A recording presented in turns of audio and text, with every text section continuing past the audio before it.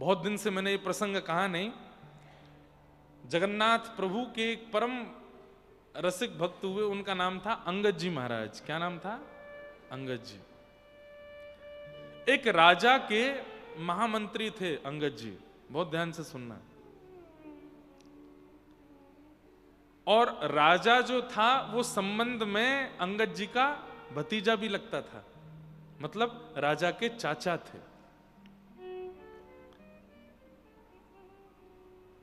वैसे बड़े अच्छे थे, नियम से रहना, महामंत्री के, राजा के जो जो कर्म होते हैं उन सब का बड़ा ध्यान रखते थे, लेकिन धार्मिक नहीं थे, कथा आदि नहीं सुनते थे। लेकिन भगवत कृपा से इनका जिनसे विवाह हुआ, अंगद जी की जो पत्नी थी वो बड़ी धार्मिक थी, नित्य कथा सुनती थी। कथा सुनने में इतनी रुचि थी कि बस पता चल जाए कि पास के गांव में भी कथा हो रही है तो दौड़ करके जाती थी। और उसने इसी शर्त पर ब्याह किया था अंगद जी से कि आप मुझे कथा सुनने से, भगवत सेवा करने से, नाम जप करने से, अनुष्ठान करने से, ठाकुर जी की घर में सेवा करने से रोकोगे नहीं। तो अंगद जी ने भी ये उसको वचन दिया और उससे भी वचन लिया कि तुम चाहे कथा सुनो, सेवा करो, सत्संग करो, अनुष्ठान करो, मुझसे कभी कहना नहीं कि तुम भी कथा में चलो, तुम भी सेवा करो, तुम भी नाम जप करो, मुझसे होगा नहीं। तो दोनों की आपस में ये कमिटमेंट हुआ था कि वो उनको नहीं छेड़ेंगे, ये इनको नहीं छेड़ेंगी, वो कथा में रहेंगे, ये बिल्कुल कथा में जाएंगे नहीं। तो अंगद जी कथा वार्ताओं से लाखों कोसों दूर रहते थे। लेकिन एक दिन, लेकिन प्रेम बहुत करते थे अपनी पत्नी से, बहुत प्रेम करते थे। पत्नी ने दीक्षा ले ली थी एक महाराज जी से, एकादशी का दिन था। तो महाराज जी का नियम था कि सब शिष्यों के यहां एकादशी के दिन सत्संग करने जाते थे। इस बार नंबर आया अंगद जी की पत्नी का। वो घबरा तो गई कि कहीं मेरे पति नाराज ना हो, लेकिन उसने सोचा कि इतने साल हो गए विवाह को, अब तो मान ही जाएंगे, और वैसे भी वो पूरे दिन राजभवन में रहते हैं, कोई दिक्कत नहीं, और थोड़े बहुत नाराज हुए भी तो मुझसे प्रेम इतना करते हैं, मना लूंगी मैं। महाराज जी अपने गुरुदेव को पूरी संगति के साथ में बुला लिया। गुरुदेव कथा करने लगे, सत्संग कीर्तन चल रहा था, उन्माद नृत्य कर रहे थे सब रसिक जन, और अंगद जी के घर में कथा चल रही थी। अंगद जी शाम को अपने राजभवन से लौट के आए और जैसे ही देखा ताल बज रहे हैं, कांसे बज रहे हैं, कूद कूद करके रसिक जन नाच रहे हैं, बीच में पत्नी भी नृत्य कर रही है, कई सारे श्रोता भी, अड़ोसी पड़ोसी भी आए हैं, आ करके आग बबूला हो गया। बंद करो ये सब, क्या कर रहे हो? ये कोई आश्रम है क्या? ये कोई आश्रम है? ये मेरा घर है, निकलो यहां से। वैसे तो संत जनों को अपमान का बोध होता नहीं, लेकिन इतने सारे वैष्णवों को एक साथ कोई आकर के डांट फटकारने लगे और कथा कीर्तन करने से रोके तो फिर सब सोचेंगे कि यहां से निकल के कहीं और करने में ही भलाई है। धीरे धीरे सब निकलने लगे। पत्नी रोकने लगी, मेरी बात तो सुनिए, आप ऐसे कैसे कह सकते हैं? बोले मेरा हाथ छोड़ो, ये घर है, क्या बना रखा है यहाँ पर? सब्जी मंडी की तरह सब लोग आ गए हैं, उछल उछल करके नाच रहे हैं, गा रहे हैं। ये मेरा घर है, मेरी अनुमति के बिना कोई कैसे आ जाएगा यहाँ पे? निकलो सब बाहर। सब संत महात्मा साधु जितने भी थे सब चले गए।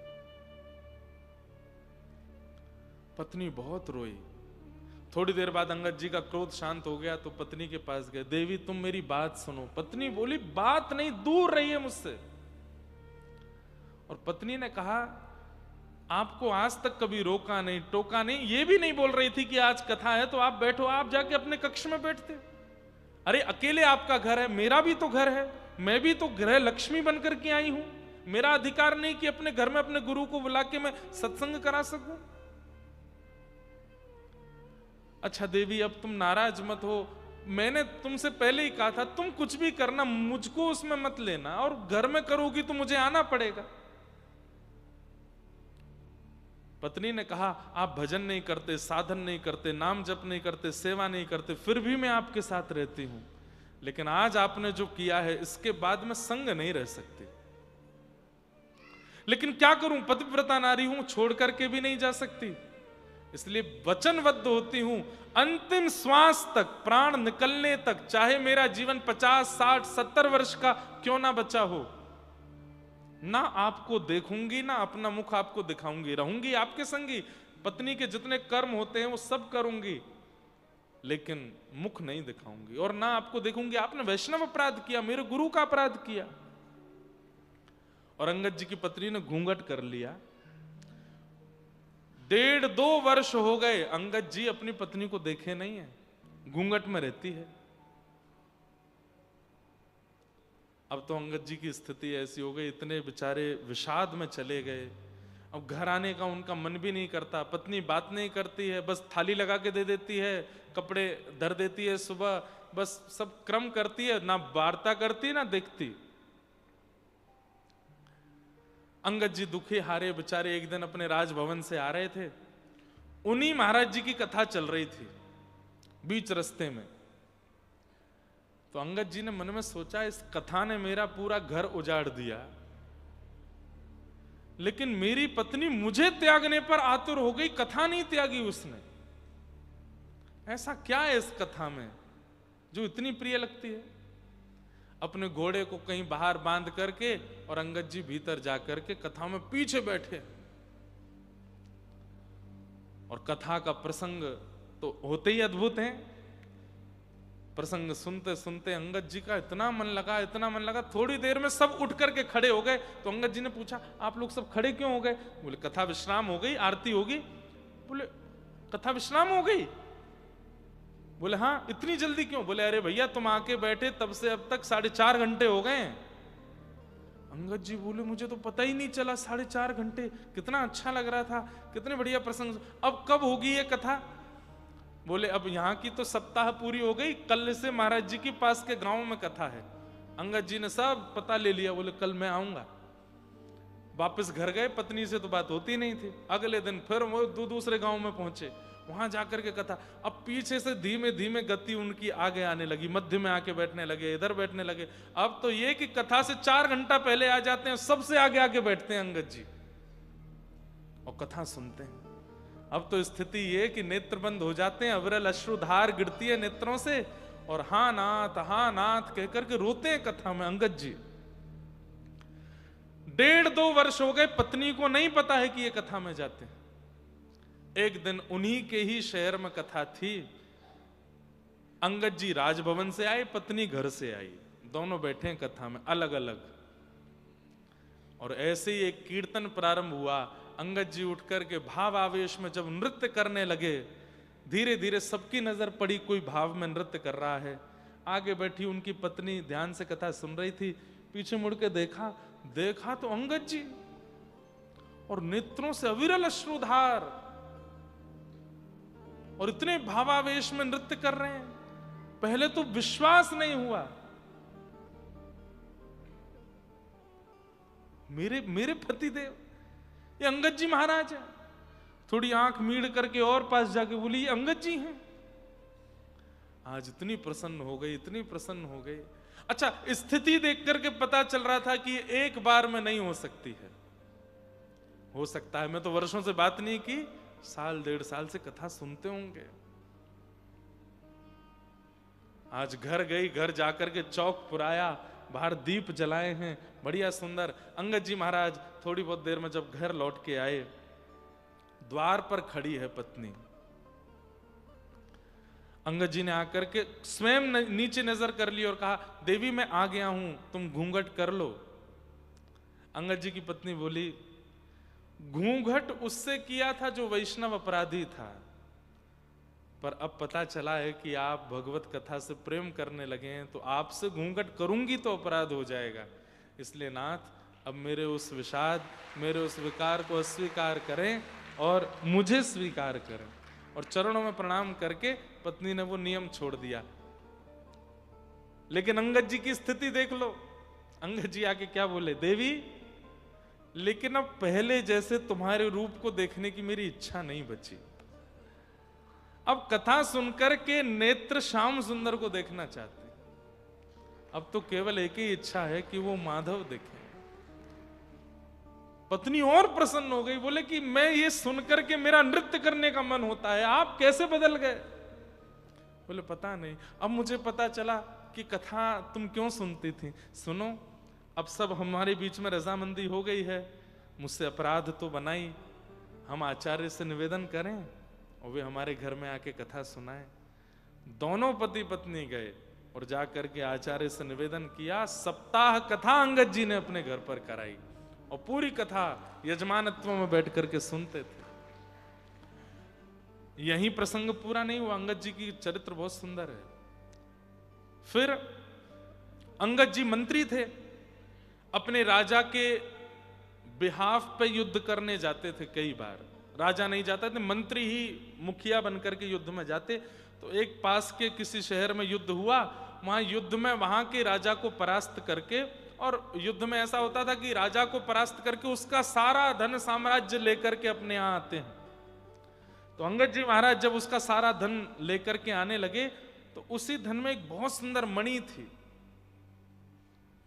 उस मणि को देख करके पता नहीं क्यों अंगद जी के मन में आया कि मैंने आज तक किसी मंदिर में जाके दर्शन नहीं किए, और मेरा और पत्नी का आपस में भाव हुआ है कि हम कुछ दिन बाद पहली बार जगन्नाथ जी का दर्शन करने जाएंगे, तो ये मणि मैं रख लेता हूं। वैसे भी राजा कुछ ना कुछ उपहार देंगे मुझे, तो मैं ये मणि रख लेता हूं, ये मणि मैं जगन्नाथ जी को अर्पित करूंगा।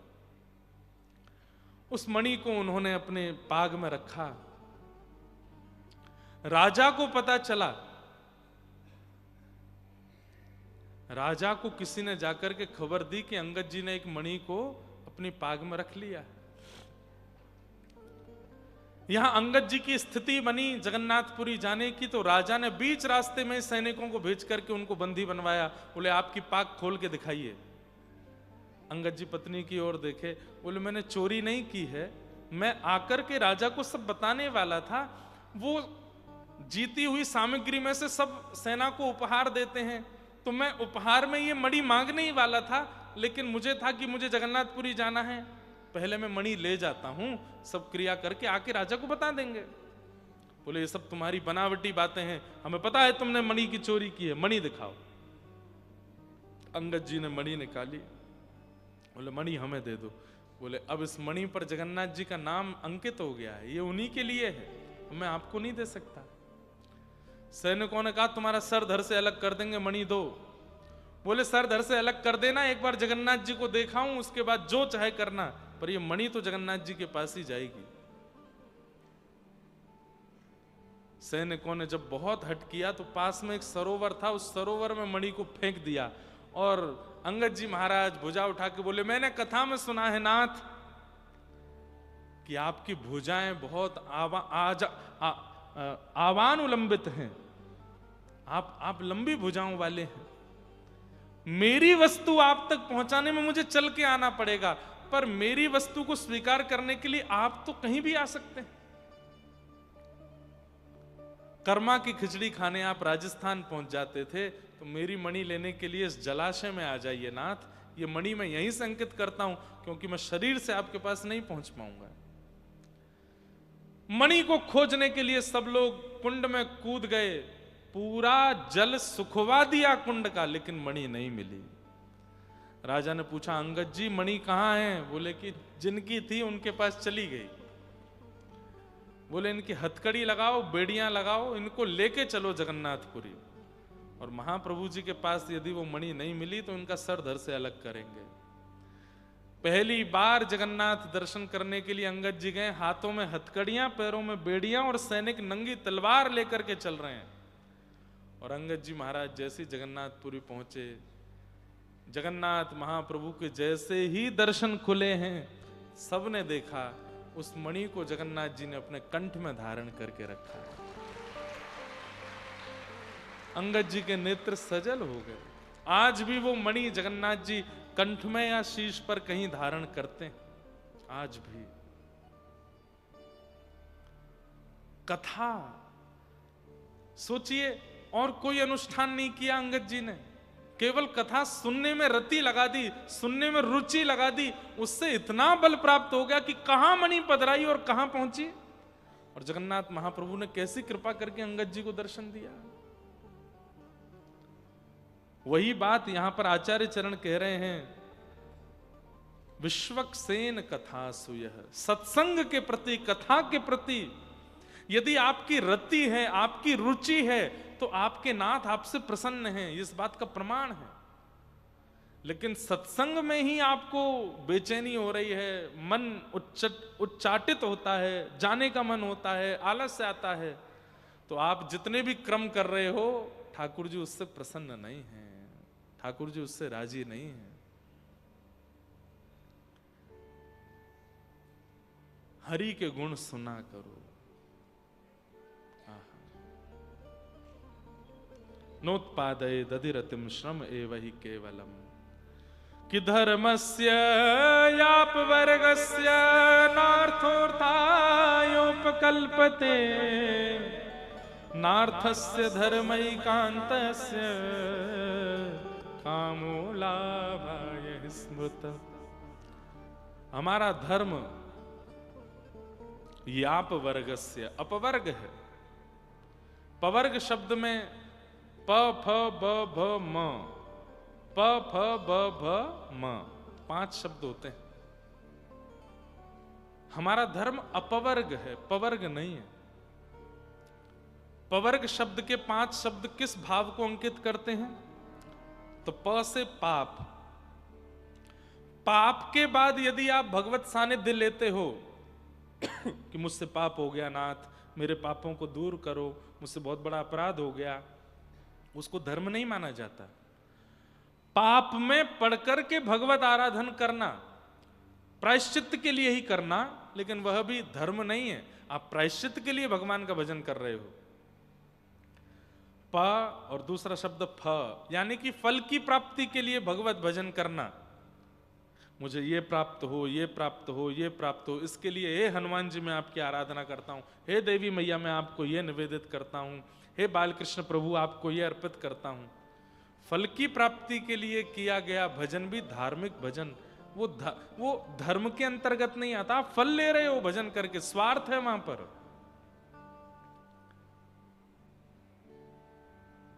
इसलिए कहीं भी कुछ भी करते हैं, भागवत जी में वर्णित किया गया है, कायेन वाचा मनसेन्द्रियैर्वा बुद्ध्यात्मना भानुषित स्वभावान् करोमि यत् यत् सकलं परस्मै नारायणायेति समर्पये तत्। सब भगवान को अर्पित किया करो। एक बहुत सुंदर बात, ध्यान से सुनो, ध्यान से सुनना, बहुत अच्छी बात है। व्यक्ति जब कमाई करने लगता है ना, पहली कमाई, जैसे जॉब लगी, बिजनेस लगा, तो कुछ उसको बड़े लोग क्या समझाते हैं? सुनो, बैंक अकाउंट खोल लो और जितना पैसा है सब बैंक में जमा करना शुरू करो, वहां से जितनी जरूरत हुआ करेगा उतना निकाल लिया करना, बाकी सुरक्षित रहेगा, ऐसा कहते हैं। ऐसे ही पहली बार भक्ति पथ पर आने वाले, नाम जप करने वाले, साधन करने वाले, उनको भी कहना चाहिए एक बैंक अकाउंट खोलो। काहे का? ये जितना नाम जपते हो ये इकट्ठा होना चाहिए, एक जगह एकत्रित होना चाहिए, नहीं तो खर्च हो जाएगा। अच्छा, नाम खर्च कैसे होता है? जैसे मान लीजिए आपने माला की, माला करने के बाद आप घर से बाहर निकले, किसी ने कहा अरे भैया ये तो बहुत बढ़िया आदमी है, इतना अच्छा आदमी है, इसका क्या बताऊं, इसकी कितनी प्रशंसा करूं मैं। नाम खर्च हो गया, क्योंकि किसी ने आपकी प्रशंसा कर दी, आपको यश मिल गया। हजारों की तादाद में लोग हाथ जोड़ करके खड़े हैं, दंडवत कर रहे हैं, प्रणाम कर रहे हैं, इसका मतलब क्या? नाम खर्च हो गया, कीर्ति मिल गई आपको। यश, कीर्ति, वैभव, प्राण, प्रतिष्ठा आदि ये सब मिलना, ये नाम का खर्च होना ही है। और नाम खर्च कहां होता है? हमसे कोई पाप बन गया, नाम जपने के बाद भी, तो उस पाप से मिलने वाला जो हमको प्रायश्चित, पाप से मिलने वाला जो हमको जीवन में जो भी प्रारब्ध है, नाम से वो भी खर्च हो जाता है। नाम कृपा करके आपके पाप से मिलने वाले प्रारब्ध को खत्म कर देता, नाम खर्च हो गया। नाम करते तो हम सब हैं, लेकिन खर्च हो जाता है, क्या करें? एक बैंक अकाउंट खोलो, बैंक अकाउंट क्या है? केवल ये श्लोक। सही है गुरुजी? कायेन वाचा मनसेन्द्रियैर्वा बुद्ध्यात्मना भानुषिता स्वभावात् करोमि यत् यत् सकलं परस्मै नारायणायेति समर्पयेत्। भगवान के श्री चरणारविंद ये आपके बैंक हैं। करना केवल इतना है, गिरिराज जी परिक्रमा करी, परिक्रमा विश्राम करते ही हाथ में जल लिया, नारायणायेति समर्पयेत्। भागवत की कथा कराई, कथा सुनी, अंतिम दिन हाथ में जल लिया, नारायणायेति समर्पयेत्। नित्य नाम जप किया, जितनी माला है उतनी करने के बाद में, ठाकुर जी की सेवा करने के बाद में, उत्सव मनोरथ करने के बाद में, अंत में केवल एक बूंद जल हाथ में लीजिए, नारायणायेति समर्पयेत्। जो भी कुछ करते हो, काया से, मन से, वचन से, बुद्धि से, प्राण से, जिससे भी जो करते हो, सब ठाकुर जी के चरणों में अर्पित कर दो। ठाकुर जी के चरणों में सुरक्षित हो जाते हैं, वे बैंक बन जाती है। आप कहोगे महाराज जी फिर इसका लाभ क्या होगा? लाभ सुनिए, इधर देखो, ध्यान से कथा सुनो।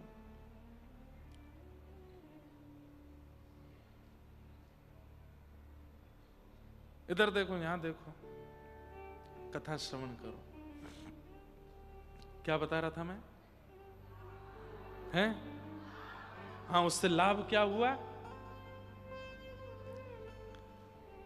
अंतिम समय पास आया, अंतिम समय समीप आया, और तभी इस जन्म के पाप नहीं, हमारे किसी जन्म के पाप के कारण हमको नरक जाना पड़ेगा, क्योंकि पाप तो किसी भी जन्म का भी हो सकता है। और इस जन्म में भी कोई अज्ञात रूप से बन गया, और बनते ही हैं ना, बहुत पवित्र मत समझो अपने आप को। हर दिन कोई पाप बनता है हमसे, और उस पाप के कारण हमको नरक जाना पड़े, तभी हम क्या करेंगे? हे नारायण प्रभु, आपके चरणार विंदों में जीवन भर का जितना भी भजन बल, जितना भी तप बल, जितना भी सेवा बल आप हमने अर्पित किया है, उसकी कृपा कीजिए। सोई ठाकुर जी के दूत प्रकट हो जाएंगे, यम दूतों को रोक देंगे, बोले इसको नहीं ले जा सकते। बोले क्यों? खाता खुला है इसका, ठाकुर जी के चरणों में खाता खुला है, और वहां इतना नाम, इतने मनोरथ, इतनी परिक्रमा, उन सब का फल इसके पास रखा है। उस फल के प्रभाव से इसको ठाकुर जी की गोद में जाना है, आप इसको लेके नहीं जा सकते, ये ठाकुर जी के पास जाएगा। और मान लीजिए इतना जप नहीं कि ठाकुर जी की गोद में जाना है, तो कम से कम इतना तो फल मिल ही सकता है उस नाम के प्रभाव से कि आप इसको नरक नहीं ले जा सकते, इसका पुनर्जन्म होगा। अब की बार ये ब्रजवासी बन के आएगा, व्रज में जन्म लेगा, और व्रज में जन्म लेकर के फिर भगवत प्राप्ति करेगा। और कहीं हमारा नाम जप इतना हुआ, ना तो यमदूत आएंगे ना विष्णुदूत आएंगे, दोनों प्रिया लाल युगल किशोर प्रकट हो जाएंगे उस नाम के प्रभाव से, लेकर के जाएंगे। इकट्ठा कीजिए, खर्च मत करने दीजिए, खर्च हो जाता है। इसलिए हमारा धर्म अपवर्ग है, पवर्ग नहीं।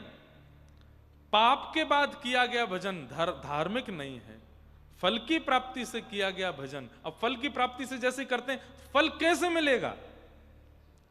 जितना नाम किया होगा उसी के बल पे फल मिलेगा। खर्च हो गया वो। आपने कहा हे ठाकुर जी एक पुत्र हमारे घर में हो जाए, तो आपने जीवन भर में जितनी बार भगवान नाम लिया है वो सब भगवान नाम खर्च होगा, उसके बदले पुत्र मिलेगा या कोई भी उपलब्धि मिलेगी। तो ब्रज में जन्मे हैं उनकी बात अलग है, लेकिन जो ब्रजवास कर रहे हैं उनको कोई ना कोई चाकरी तो व्रज की करनी चाहिए। अरे 1 दिन 2 दिन 4 दिन 10 दिन 15 दिन साल भर जीवन भर के लिए भी अगर व्रजमंडल आए हैं तो कोई चाकरी करके जाएं, कोई यहाँ कछु करके जाएं। हमारे पंडित श्री गया प्रसाद जी महाराज तो ब्रजवासी थे, फिर भी गिरिराज जी में पड़े पड़े सोहनी सेवा करते थे। पूरी गिरिराज जी की परिक्रमा सोहनी करते हुए करते थे, बिना चाकरी के व्रज में नहीं रहे। वृंदावन के राजा दोनों श्याम राधिका रानी, वृंदावन के राजा दोनों श्याम राधिका चार पदार्थ करत मजूरी, मुक्ति भरे तहाँ पानी। चार पदार्थ करत मजूरी, मुक्ति भरे तहाँ पानी। और करम धर्म जहाँ बटत जेवरी, घर छाए ब्रह्मा से ज्ञानी। करम धर्म तहाँ बटत जेवरी, घर छाए ब्रह्मा से ज्ञानी। योगी जति तपी सन्यासी, महिमा तिन्हु न जानी। जोगी जति तपी सन्यासी, महिमा तिन्हु न जानी। कितनी सुंदर बात है। वृंदावन के राजा दोनों, श्याम राधिका रानी। चार पदार्थ करत मजूरी। चार पदार्थ कौन कौन से? चार पदार्थ: धर्म, जिसे भगवत प्राप्ति का एक साधन माना जाता है। धर्म, अर्थ, काम और मोक्ष, ये चार पदार्थ है। चार पदार्थ करत मजूरी। वृंदावन में मजदूरी करते हैं। धर्म, अर्थ, काम, मोक्ष। मुक्ति कहे गोपाल सो मेरी मुक्ति बताओ। ठाकुर जी बोले ब्रजमंडल चली जा, व्रज रज उड़ मस्तक पड़े, मुक्ति मुक्त हो जाए। मतलब चारों पदार्थ यहां मजदूरी कर रहे हैं। और मुक्ति भरे तहां पानी। कर्म धर्म जहां बटत जेवरी। जेवरी को मतलब कहा है। अब जेवरी कैसे समझा मैं ब्रज भाषा में? यहां बैठ करके कछु बटत जेवरी, और घर छाए ब्रह्मा से ज्ञानी। घर कौन बना में? बोले ब्रह्मा जैसे ज्ञानी यहां पे ब्रजवासी के घर बना में।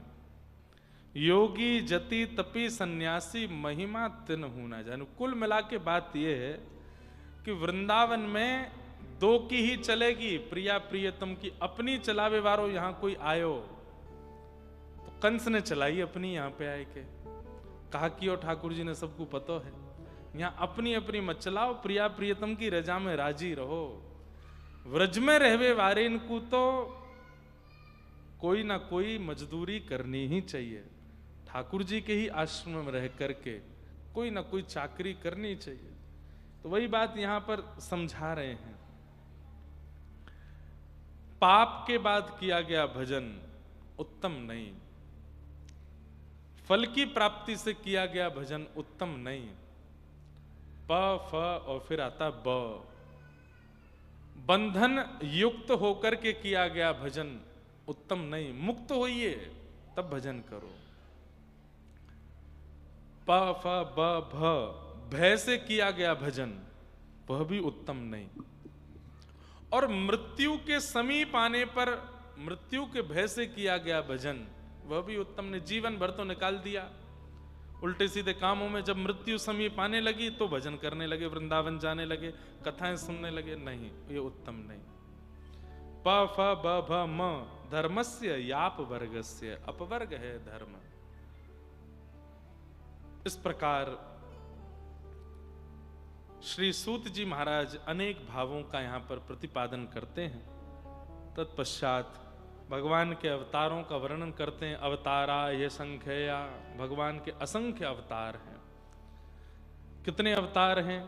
कहीं 10 हैं, कहीं 24 हैं, लेकिन हरि अनंत हैं। हरि के अवतार भी अनंत हैं। कहीं ना कहीं अब भी लीला ठाकुर जी की चली रही होगी। इदं भागवतम नाम पुराणं ब्रह्म संहितम, उत्तम श्लोक चरितम चकार भगवान ऋषि। वेद व्यास जी महाराज ने भागवत नाम के सुंदर ग्रंथ की रचना की, जो कैसा है? ये पुराण है, पुरा अपि नवम, अत्यंत पुराना है, लेकिन जितनी बार आप पढ़ोगे, जितनी बार आप सुनोगे, उतनी बार नया लगता है, इसलिए इसको पुराण कहते हैं। इदम भागवतम नाम, नाम क्या है? भागवत। भागवत का मतलब भगवान का। किसने रचना की इनकी? बोले वेद व्यास जी महाराज ने रचना की है। और कैसे? बोले ब्रह्म संहितम, ब्रह्म संहिता है। भगवत प्राप्ति कराना इनका मूल कारण है। उत्तम श्लोक चरितम, प्रातः स्मरणियों का यहां पर चरित्र वर्णन किया गया है। चकार भगवान ऋषि, भगवान वेद व्यास जी ने इसकी रचना की है। ऐसी भागवत जी को हम बारंबार प्रणाम करते हैं। व्यास जी महाराज ने कैसे भागवत जी की रचना की, संपूर्ण विषय सुनाया गया। बड़े चिंतित बैठे थे व्यास जी, बहुत चिंतित थे। क्यों चिंतित थे? क्योंकि इतनी रचनाएं व्यास जी ने की, लेकिन मन को संतोष नहीं था। 4 वेद लिख दिए, 18 उपपुराण लिखे, 17 महापुराण लिखे, लेकिन मन में शांति नहीं थी। और शांति से भी ज्यादा रचना करने वाले को, निर्माण करने वाले को जब तक स्वयं संतुष्टि नहीं होगी, उससे कोई और संतुष्ट नहीं हो सकता। गोस्वामी तुलसीदास जी महाराज ने रामचरितमानस में एक बात लिख करके सबको संतुष्ट कर दिया। क्या? मैंने आत्म सुख के लिए रामानस जी की रचना की है। स्वांतः सुखाय तुलसी रघुनाथ गाथा। रघुनाथ जी की गाथा को मैंने अपने आप को सुख देने के लिए, अपने आप को समझाने के लिए, अपने आप को तृप्त करने के लिए की है। लेकिन यहां व्यास जी अतृप्त हैं, अपनी रचना से अति प्रसन्न नहीं है। लगता है कि कहीं कुछ छूट गया है, ऐसा कुछ रह गया है, शायद मैंने कुछ लिखने में भूल कर दी है, या कुछ रह गया है, कुछ तो है। तब नारद जी महाराज का आगमन हुआ और नारद जी महाराज ने आकर के समझाया। भवतानुदित प्रायम यशो भगवतो मलम ये नैवासौ न तुष्येत मन्येत दर्शनम खिलम। बहुत ध्यान से सुनिए, केवल व्यास जी के लिए बात नहीं है, हम सबके लिए भी। जो भी असंतुष्ट हैं अपनी क्रिया से, अपने व्यवहार से, विचार से, कर्म से, भजन से भी, उन सबको ये बात सुननी चाहिए। असंतुष्टि का मूल कारण क्या है?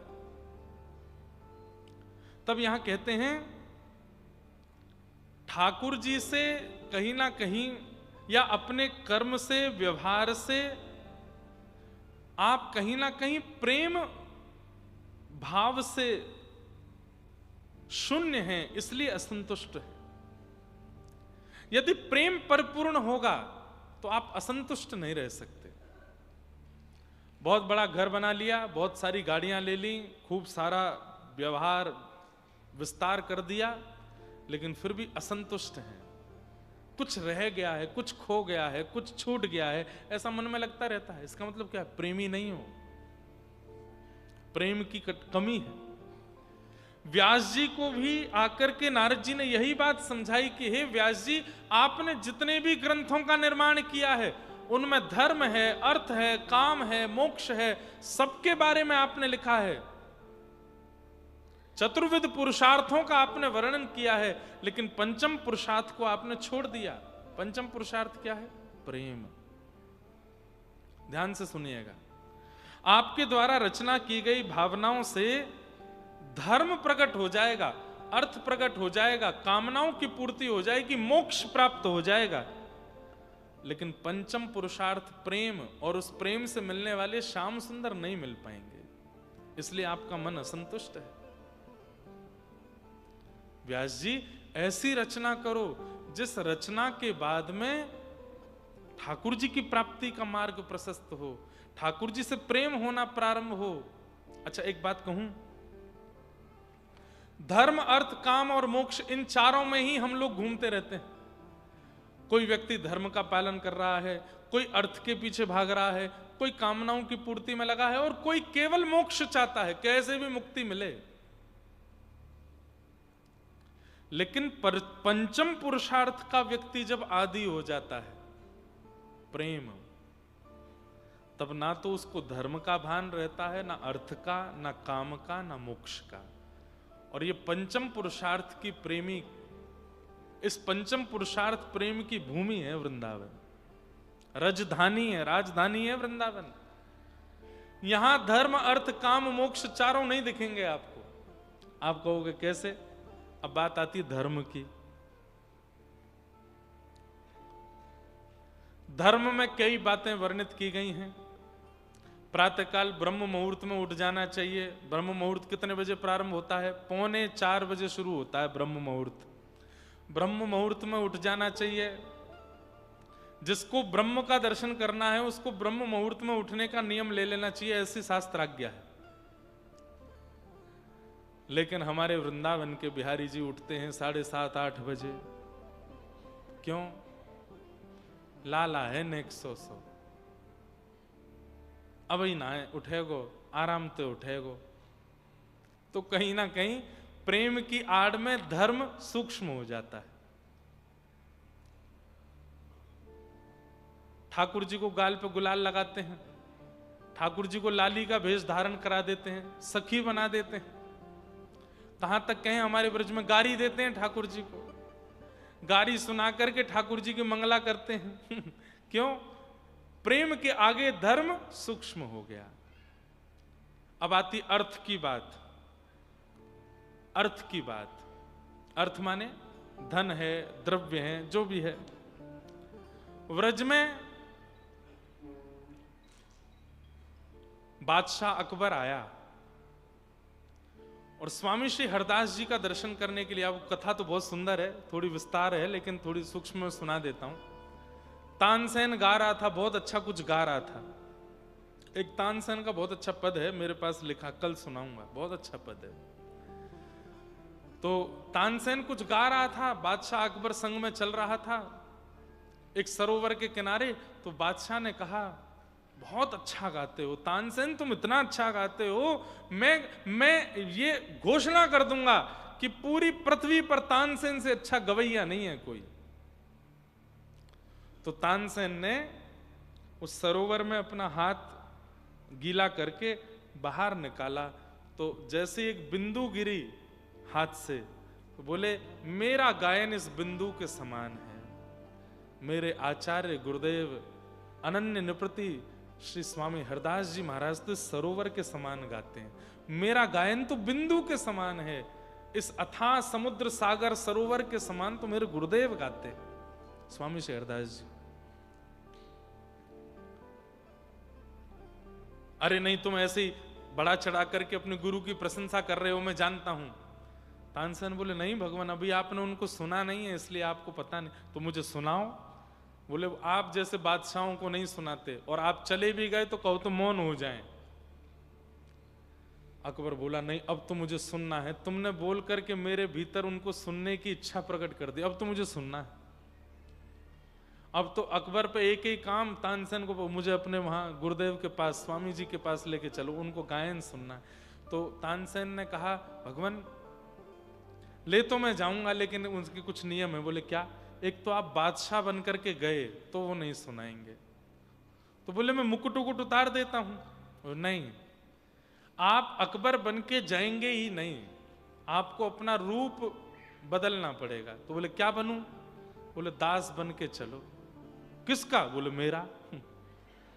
तानसेन, अकबर बोले, तुम्हारा दास बन के चलूं मैं? भगवान कोई ऐसी बात, या तो गुरु जी को सुनने की जिद मत कीजिए, सुनना है तो ये करना पड़ेगा। क्या करना पड़ेगा?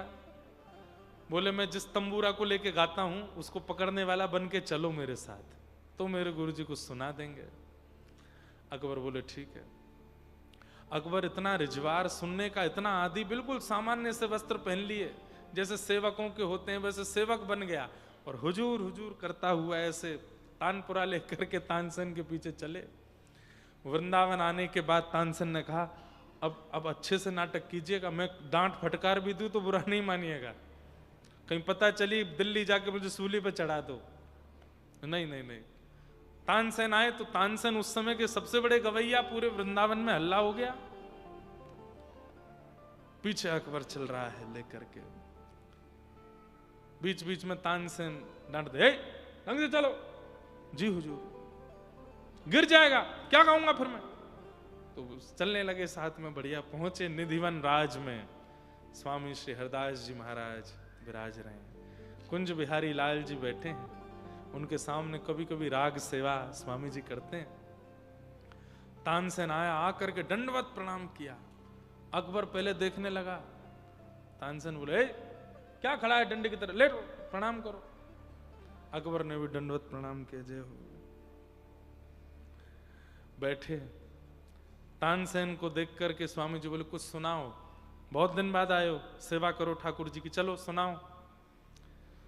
तो तानसेन गा रहा है, अकबर स्वर दे रहा है, गाते गाते गाते गाते गाते। अच्छा, अकबर एक बात और समझा के आया था, क्या?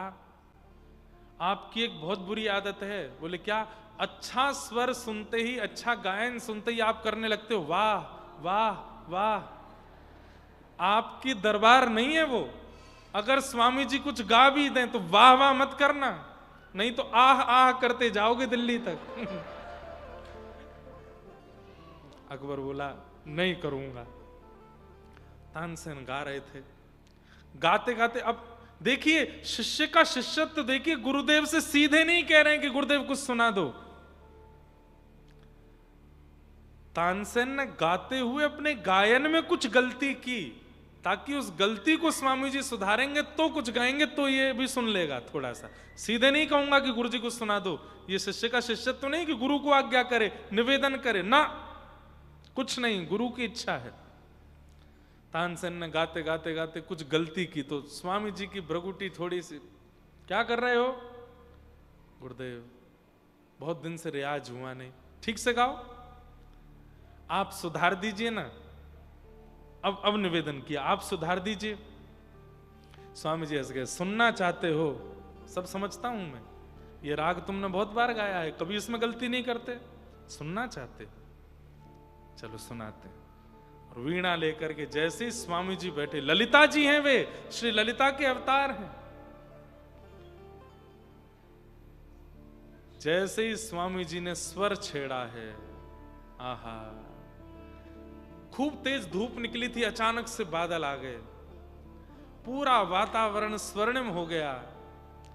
स्वामी जी का एक अलाप प्रकट होते ही पूरी व्रज की जो रज है वो झंकृत होने लगी, सारे पेड़ पौधे सब नरम को होने, जैसे ठाकुर जी की वंशी बजती है वैसे स्वामी जी का स्वर प्रकट हो रहा है। श्री बिहारी जी के मुखमंडल पर मधुर मुस्कान आ रही है, सुनने वाले सब निहाल हो रहे हैं।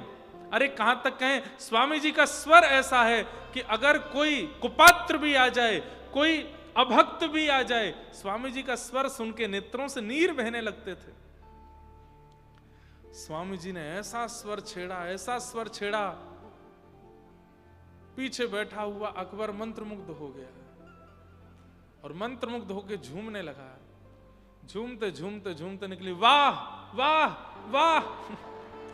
और जैसे ही वाह वाह करी है, तानसेन ने सीधे कान पकड़ करके मरोड़ा, एक क्या करता है? स्वामी श्री हरदास जी के नेत्र खुले, कौन है ये, कौन है? स्वामी जी, सेवक है। नहीं, इसके वाह बोलने में जो शब्द प्रकट हो रहा है, जो स्वर प्रकट हो रहा है, उससे प्रतीत होता है कि ये कोई बादशाह है, ये कोई राजा है।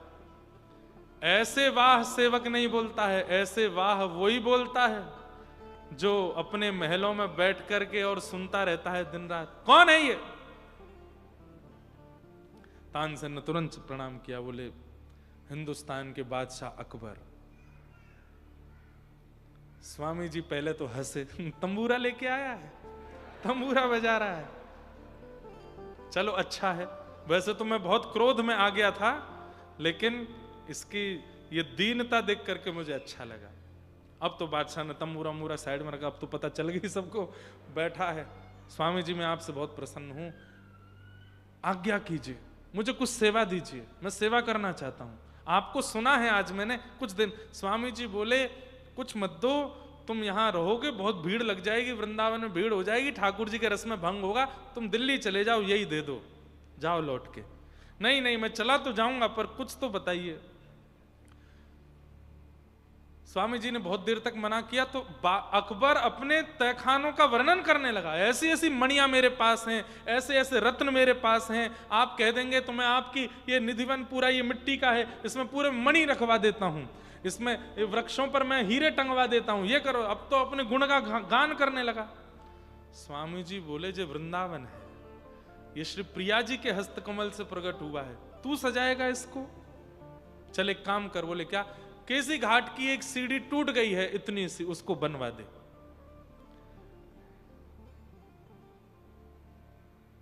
अकबर तानसेन से बोला, मेरे औहदे की सेवा नहीं दे रहे, मैं सिड्डी के टुकड़े बनवाऊंगा? तो बोले, जितना दे रहे हो उतना स्वीकार कर लो, नहीं तो वृंदावन में प्रवेश वर्जित हो जाएगा। और ये वृंदावन के साधु महात्मा रसिक संत जन हैं, ये भ्रगुटी टेढ़ी करके देखते हैं तो पुरुषों को स्त्री बना देते हैं। देव आदिदेव महादेव भी गोपी बन के रहते हैं यहाँ पे। अगर चाहिए कि बादशाही बने रहो तो जितनी सेवा दे रहा हूं उतनी स्वीकार करो, जो आज्ञा। मैं जाता हूं, केसी घाट देख के आता हूं और मैं बनवाता हूं। कहते हैं जैसे ही अकबर बैठा है, अब दो बातें यहां आती हैं। पहली बात तो यह आती है कि अकबर ने अपने आधे से ज्यादा तहखानों का रत्न लगा दिए, लेकिन उस सीढ़ी के कोने को नहीं बन पाया, उस सीढ़ी के कोने को पूर्ण नहीं कर पाया। अंत में हार करके तानसेन से बोला, मैं तो लुट जाऊंगा, ये सीढ़ी का कोना है कि क्या है, बनने में ही नहीं आ रहा है। एक कथा ऐसी आती है और एक भाव ऐसा आता है कि अकबर जैसे ही नाव में बैठे हैं केसी घाट जाने के लिए, तो संपूर्ण निज वृंदावन प्रकट हो गया। ऐसी ऐसे मणि, ऐसे ऐसे माणिक, ऐसे ऐसे रत्नों से बने हुए वृंदावन के छप्पर दिखने लगे। उन सबको देख करके अकबर की आंखें खुल नहीं पा रही हैं। सब दृश्य देख करके अकबर कहने लगा, मेरे रत्न तो फीके हैं, मैं बिक जाऊंगा, लेकिन वृंदावन की सीढ़ी की कोनी नहीं बनवा सकता। और अकबर अंत तो गत्वा स्वामी जी के सामने कान पकड़ के बोला, क्षमा करें, मैं ये सेवा करने में असक्षम हूं। तो फिर स्वामी जी ने उसको दूसरी आज्ञा दी। बोले क्या? अब तुम जाओ, दिल्ली जाओ, बार बार मत आया करो वृंदावन, और वहां रह करके व्रज में भजन करने वाले रसिकों को कभी पीड़ा ना हो, यहाँ के बानर जीव जन्य सब आनंद में रहें, इनके लिए सेवा करते रहा करो, बस यही हमारी आज्ञा है। फिर उसने अंतिम बार कहा, स्वामी जी आपके पुनः बोले बिल्कुल मत आना, यहां नहीं आना। बोले आपके दर्शन की अभिलाषा। तो अकबर ने स्वामी जी का चित्र बनवाया, जो स्वामी हरदास जी का चित्र पूरे विश्व को प्राप्त है, ये अकबर ने बनवाया अपने लिए। और अकबर स्वामी जी का चित्र बनवा करके लेकर के गया, जहां वो नित्य नमाज आदि करता था, वहां स्वामी जी का चित्र लगा रखा था, रोज स्वामी जी का दर्शन करता था। भक्तिमती मीराबाई का चित्र, गोस्वामी तुलसीदास जी का, ऐसे 5-6 भक्तों के चित्र अकबर के पास थे। तो मैं किस लिए कह रहा हूं, धर्म अर्थ काम मोक्ष, ये चारों वृंदावन में इनकी कोई महिमा नहीं है, क्योंकि यहां प्रेम की महिमा है। प्रेम में धर्म सूक्ष्म हो जाता है। मंगला में वैसे सब जगह मंगला होती है, राधा वल्लभ जी की मंगला, राधारमण, पर हमें बिहारी जी की मंगला नहीं होती। 7-8 बजे उठते हैं ठाकुर जी, क्यों? लाला है। धर्म प्रधान नहीं है, भाव प्रधान। आरती होगी, घंटी नहीं बजेगी, लाला है, छोटो सा डर जाएगा। गारी देंगे ठाकुर जी को भाव सुनाएंगे, अभी और कहीं नहीं हो सकता।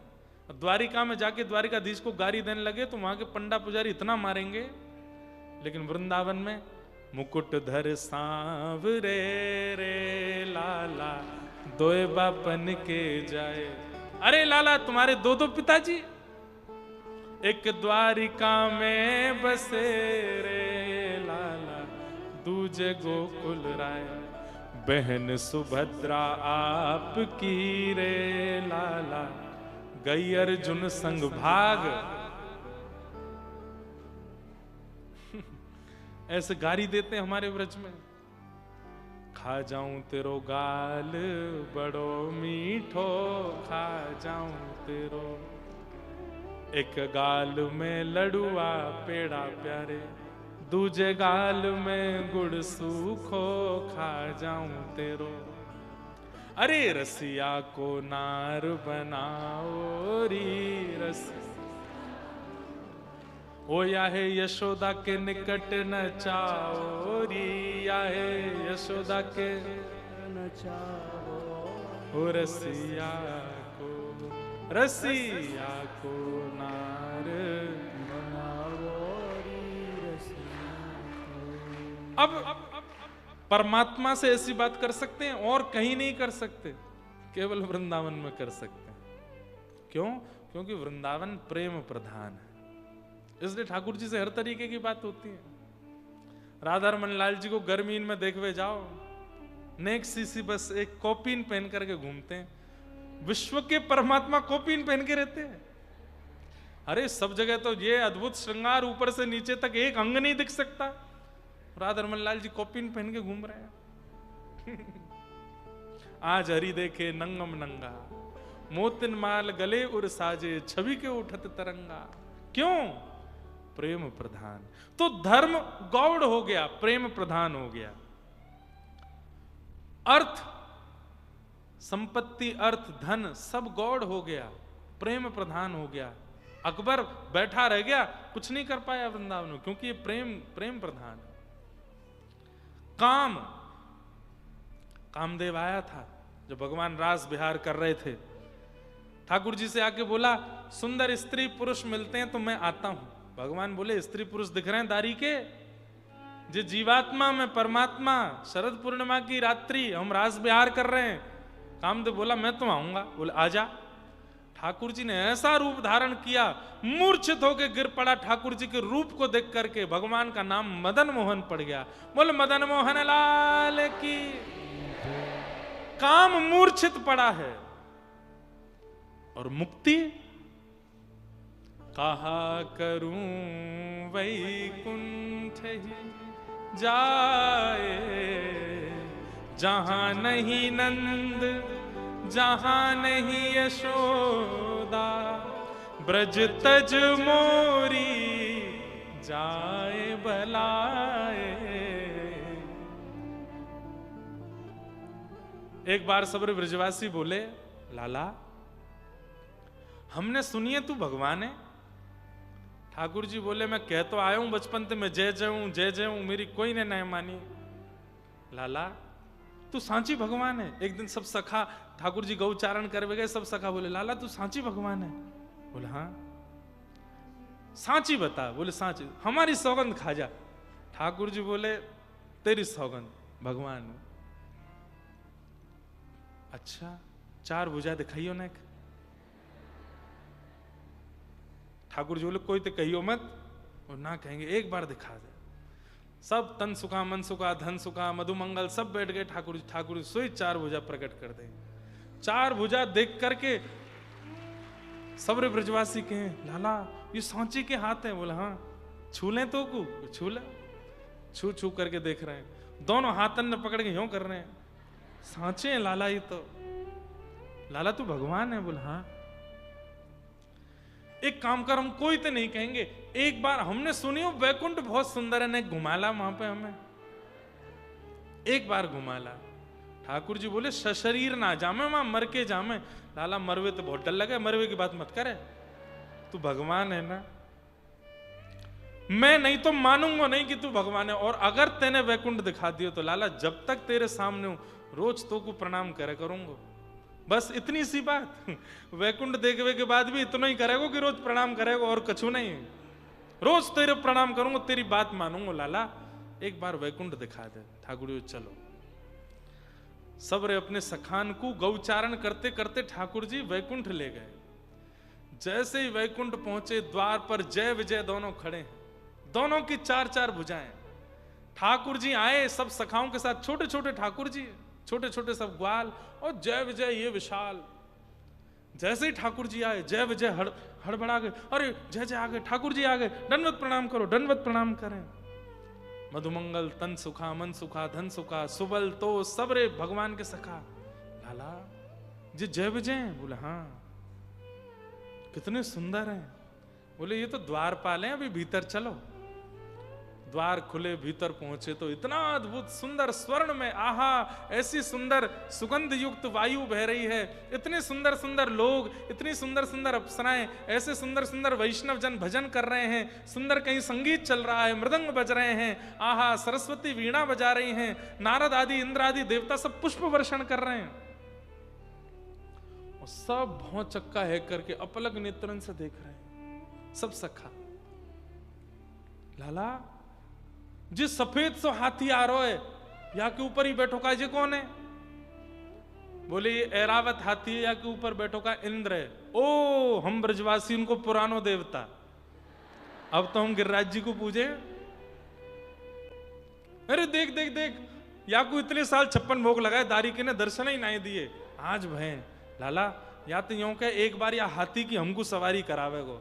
ठाकुर जी बोले हम ए इंद्र नीचे आओ, इंद्र आए जो आके हमारे सब सखाओं को हाथी की, हाँ इंद्र मावत महावत होते हैं ना जो हाथी चलाते हैं, महावत बन के इंद्र बैठा और सबरे सखा पीछे बैठे हैं सिंहासन पर और पूरे वैकुंठ की सैर करके आ रहे हैं, सब देख रहे हैं।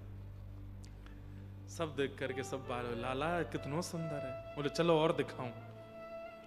भीतर लेकर के गए तो वैकुंठ जाने वाले वैष्णवों को जो प्राप्त होते हैं स्थान कुंज, उन कुंजों में एक एक सखाओं को बैठा दिया, सेवा में सब लगे हैं, जो मन चाहो खाओ, जो मन चाहो पियो, जितना मन चाहो आनंद करो। खूब सुंदर नदी सरोवर तालाब पोखर हैं, उनमें कोई मछली मगरमच्छ कुछ नहीं, खूब स्नान करो, डूबोगे नहीं, खूब आनंद करो। सब आनंद कर रहे थे।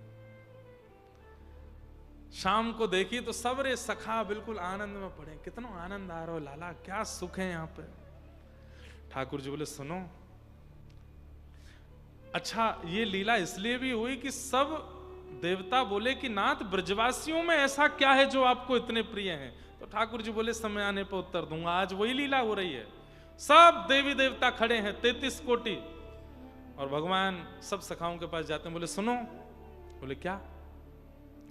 अब आप सब लोग वैकुंठ में ही रहो, ये कुंज मधुमंगल तेरी है, ये कुंज तनसुका तेरी है, ए मनसुका तेरी ये कुंज है, और तुम्हारा यहाँ ब्याह भी है जाएगा, बाल बच्चे सब पालो पोसो, वैकुंठ में रहो, आनंद करो। मैं वापस नंद बाबा यशोदा मैया सबके पास जाऊं लीला पूरी करने। सबरे सखा दौड़ करके आए, चरणन में गिर गए, बोले लाला तेरे हाथ जोड़े, पाम पूजे, ये वैकुंठ चाहे जितना बढ़िया हो, हमारे वृंदावन ते बढ़िया ना है। अरे देख लियो, सुख ले लियो, नेत्रन को सुख मिल गयो, कानन को सुख मिल गयो, त्वचा को सुख मिल गयो, पेट को सुख मिल गयो, पामन को सुख मिल गयो, लेकिन आत्मा को तो सुख वो वृंदावन ही देवेगो, वहीं लेके चल, यहां ना रहेंगे हम। ठाकुर जी बोले नहीं नहीं, अब तो कछुदना यहीं रहो। अरे लाला तो को हमारी सौगंध, प्राण त्याग देंगे, यहां तो ले चल, वृंदावन छोड़ के कहीं नहीं जाएंगे। तब भगवान ने सब देवताओं को कहा, स्वर्ग का राज्य छिन ना जाए, तुम डरते रहते हो इंद्र, मेरी पदवी कोई ना ले ले, ब्रह्मा तुमको 24 घंटे यही चिंता रहती है। और ये ब्रजवासी व्रज तज एक क्षण नहीं रह सकते कहीं और, वैकुंठ भी इनको प्रिय नहीं है व्रज के आगे, वृंदावन के आगे, इसलिए ये ब्रजवासी मुझे बहुत प्रिय है, इसलिए इन ब्रजवासियों से मेरा प्रेम।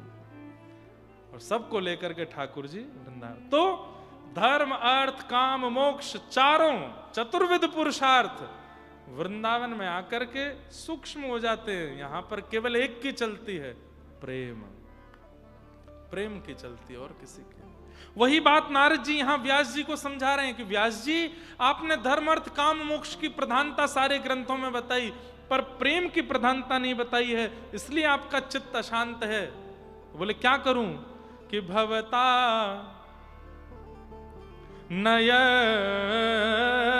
नयद्वतश्चित्रपदं हरेर्यशो जगत पवित्रं प्रगणित करहि चेत् तद्वायुषं तीर्थमुशन्ति मानसा न यत्र हंसा निरमन्तु शिक्षया। भगवान का यश लिखो और प्रभाव नहीं स्वभाव का वर्णन करो, क्योंकि जिस कीचड़ में कौवे नहाते हैं, हंस वहां नहीं आते।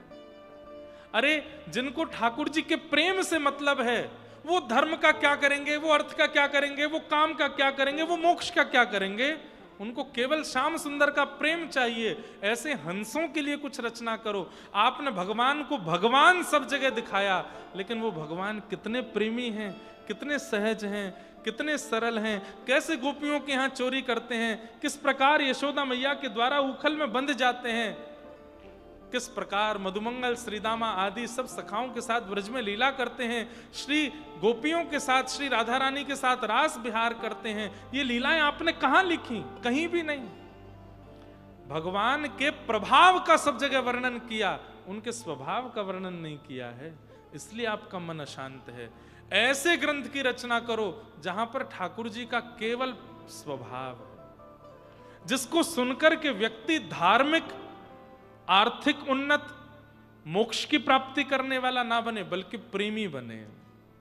ऐसा एक ग्रंथ लिखो जिसे सुनकर के नेत्र सजल हो जाएं और कृष्ण से सहसा प्रेम हो जाए। कैसे लिखूं? तब नारद जी ने अपने पूर्व जन्म की कथा सुनाई, और उस पूर्व जन्म की कथा को सुनकर के व्यास जी महाराज समाधि नानुस्मर तद्विचेष्टितम, समाधि लगा करके एक दिव्य संहिता की रचना की, जिसका नाम है श्रीमद् भागवत। बोलो भागवत महापुराण की। भागवत की रचना होते ही व्यास जी का मन इतना शांत हो गया, अपनी कलम को बहा दिया सरस्वती नदी में। ब्रह्म नद्याम सरस्वत्याम, सरस्वती नदी के तट माना गांव, बद्रीनाथ से ऊपर, वहां भागवत जी की रचना हुई। बोले अब कुछ लिखना शेष नहीं, अब मैं पायो परम विश्राम, अब मुझे शांति है। हमारे व्रज के रसिकों ने भी यही कहा है कि जितना हो सके भागवत जी का आश्रय लो, क्योंकि भागवत जी के आश्रय से ही प्रेम पुष्ट होगा, वैराग्य पुष्ट होगा, भक्ति पुष्ट होगी, नाम पुष्ट होगा। प्रथम सुने भागवत भक्त मुग भगवत, श्री स्वामी श्री हरदास जी का वचन है, प्रथम सुने भागवत, पहले भागवत सुनो। ऐसी भागवत की रचना हुई। वेद व्यास जी महाराज ने इन्हीं भागवत को अपने योग्य पात्र और पुत्र श्री सुखदेव जी को प्रदान किया। सुखदेव जी ने यही कथा परीक्षित जी को सुनाई। तब प्रश्न हुआ, परीक्षित कौन हैं, इनके विषय में हमें थोड़े बताइए। तब कहा कि इनके विषय में कल बताएंगे 10:30 बजे सुबह। आगे का प्रसंग, अब कल नंदोत्सव भी है कथा में, ठाकुर जी का मधुर प्रसंग भी होगा, खूब सुंदर कल आनंद यहाँ उत्सव मनाया जाएगा। सुबह के सत्र में जन्मोत्सव ठाकुर जी का कथा में मनाया जाएगा। कल कथा थोड़ी और विलंब तक चलेगी।